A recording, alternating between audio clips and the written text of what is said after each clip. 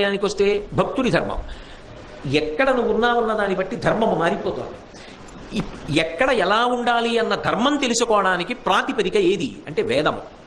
ఆ వేదము ప్రమాణముగా ధర్మాన్ని తెలుసుకుని అనుష్ఠానం చేస్తే మారిపోతున్న ధర్మాన్ని ఎప్పుడు ఏది పట్టుకోవాలో దాన్ని పట్టుకుని అనుష్ఠానము చేస్తే చిట్ట చివరికి ఏమైపోతాడు, ఇక కదలనిది ఏది ఉంటుందో అది సత్యం, అదే భగవంతుడు. సత్యం శివం సుందరం.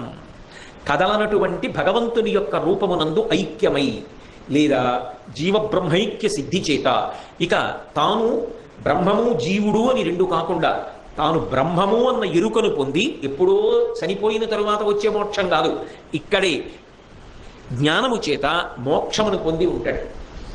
శరీరము పడిపోయిన తర్వాత విదేహ మోక్షము అంటారు.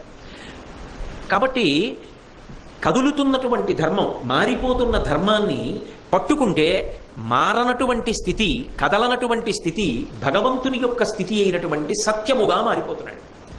ఇది లోకమునందు సిద్ధాంతం. అటువంటి ధర్మమునందు కానీ సత్యమునందు కానీ పెద్దవాడెవరు? ఇది పాండురాజు గారు వేసిన ప్రశ్న. అది కుంతిదేవి అడగట్లేదు, ఆయన ప్రతిపాదన చేస్తున్నాడు. ఈ ధర్మమునందు కానీ ఈ సత్యమునందు కానీ మొహమాటం లేకుండా పాటించేవాడెవరు శాస్త్ర ప్రమాణాన్ని పట్టుకుని? ఆయనకి ఇలా పట్టుకుంటే ఏమైనా అవుతుందా అన్న ఆలోచన ఏమి ఉండదు, అలాగే పట్టుకుంటాడు అంతే. ధర్మమునందు సత్యమునందు పెద్దవాడు యమధర్మరాజు గారు. కాబట్టి ఆ